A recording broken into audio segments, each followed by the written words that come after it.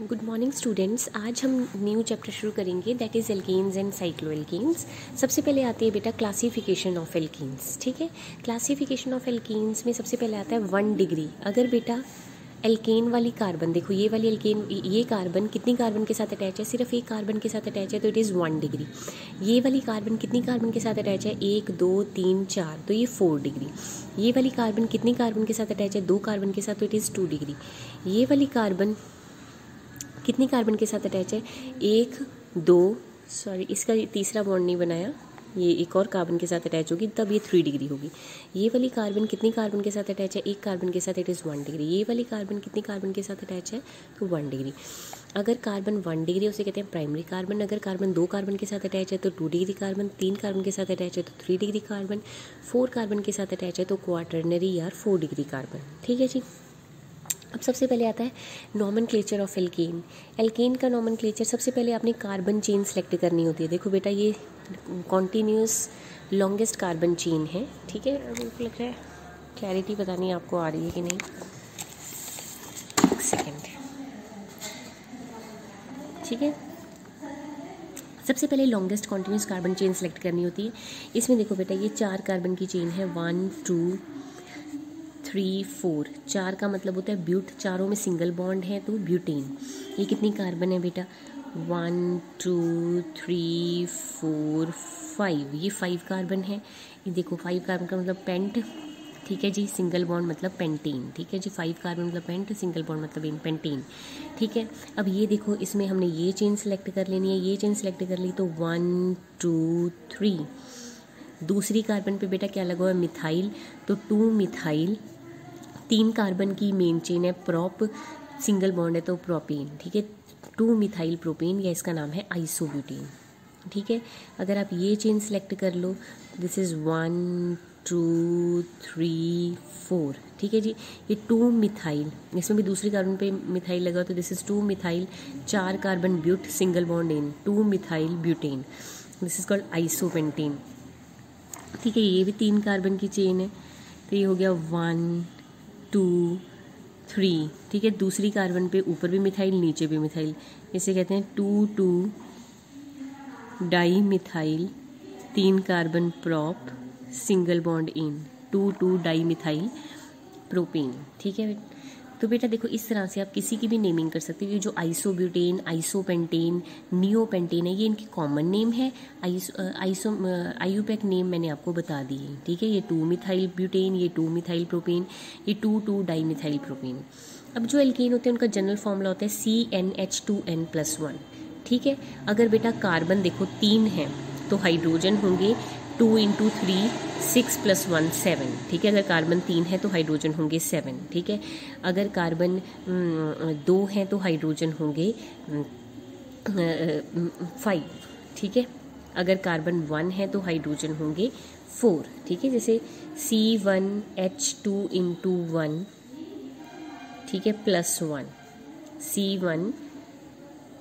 ठीक है, CnH2n+2 आना चाहिए, सॉरी बेटा यहाँ पे फॉर्मूला गलत लिखा है, सॉरी। अच्छा, ये एल्काइल ग्रुप का फॉर्मूला है। एल्काइल ग्रुप का फॉर्मूला होता है CnH2n+1, पर एल्केन का फॉर्मूला होता है CnH2n+2। एल्काइल होता है जो आपका एक हाइड्रोजन उसमें कम होता है, दैट इज एल्काइल ग्रुप। जैसे C3H7 propyl, C2H5 ethyl, CH3 methyl. तो ये एल्काइल ग्रुप का CnH2n+1 एक हाइड्रोजन कम होता है। एल्केन का फॉर्मूला होता है CnH2n+2, इसमें जो है कार्बन के 4 बॉन्ड पूरे करने होते हैं। ठीक है, बाकी ये आईयूपैक नेम है, आपने खुद ट्राई करने हैं। This is propane butane, 2 methyl butane, this is 2 2 di methyl propane. ठीक है, अगर इसका नाम करना हो तो ये देखो पूरी चेन सेलेक्ट कर ली। चौथी पे लगा हुआ है इथाइल, दूसरी पे लगा हुआ है मिथाइल। अल्फाबेटिकली ई पहले आता है तो पहला 4 इथाइल, 2 2 डाई मिथाइल, 6 कार्बन है, हेक्स, सिंगल बॉन्ड है इन, 4 ethyl 2 2 di methyl hexene.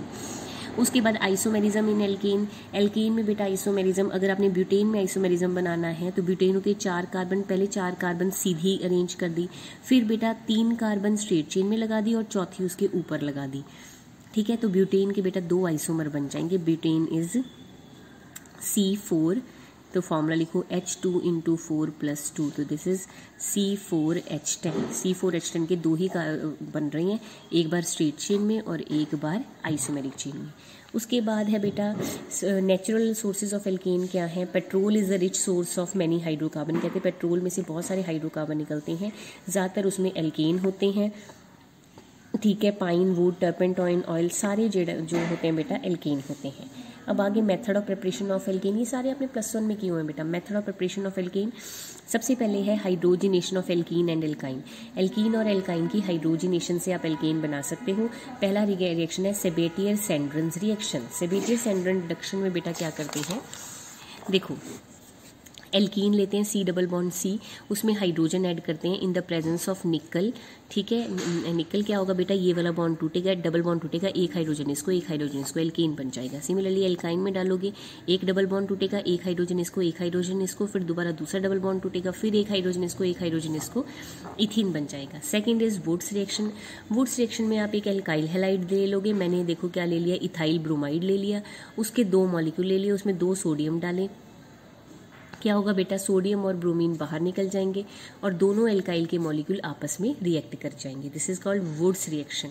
Next is कोरे हाउस रिएक्शन। कोरे हाउस रिएक्शन में एक एल्काइल हैलाइड ले लेते हैं, एक लिथियम का डाई एल्काइल कॉपर ले लेते हैं, ठीक है बेटा। फिर क्या होता है बेटा, इसका लिथियम और इसका हेलोजन LiX बाहर निकल जाता है, इसका R और इसका RCU बाहर निकल जाता है और इसका R और R' आपस में एल्केन बन जाता है, ठीक है। नेक्स्ट है कॉल्ब्स इलेक्ट्रोलाइसिस। कॉल्ब्स इलेक्ट्रोलाइसिस में आपने कोई भी सोडियम एसीटेट या सोडियम इथेनोएट ले लेना है, उसको हीट करना है, उसका नेगेटिव पार्ट अलग, पॉजिटिव पार्ट अलग। कैथोड पे नेगेटिव पार्ट जाता है बेटा, वो कैथोड पे जाके अपने 2 इलेक्ट्रॉन लूज कर देगा, CH3COO बन जाएगा, फिर उसमें से CO2 बाहर निकल जाएगी, ये CH3CH3 आपस में कंबाइन करके इथेन बना देंगे, ठीक है। आगे आ जाती है these are the method of preparation of alkane. पहला था हाइड्रोजिनेशन से कर लिया, दूसरा हमने कर लिया वर्ड्स रिएक्शन, तीसरा कर लिया कोरे हाउस, चौथा कर लिया कॉल्ब इलेक्ट्रोलाइसिस। आगे है general physical properties. Boiling point जो होता है बेटा एल्केन का जो होता है वो 20 से 30 डिग्री जो है बढ़ जाता है, जितने कार्बन ऐड होते रहे, एक कार्बन के ऐड होने से 20 से 30 डिग्री बढ़ जाता है। जैसे जैसे सरफेस एरिया इंक्रीज़ करता है, वन डेर वाल फोर्सेज इंक्रीज़ करती हैं, boiling point melting point increase करता है। मतलब 4 कार्बन वाला का बॉइलिंग पॉइंट 5 से कम होगा, 5 का ज़्यादा होगा, फिर 6 का उससे ज़्यादा होगा, 7 का उससे ज़्यादा होगा, क्योंकि जैसे जैसे कार्बन बढ़ती हैं बॉइलिंग पॉइंट बढ़ता है।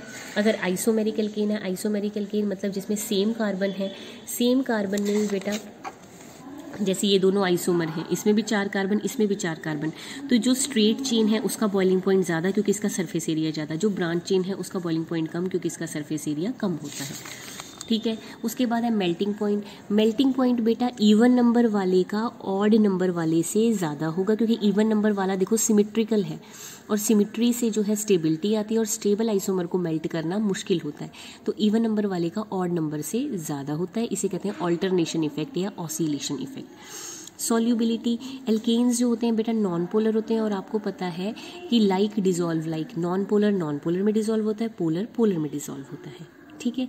ये होगी फिजिकल प्रॉपर्टी। केमिकल प्रॉपर्टीज पर कल करेंगे। Okay, thank you.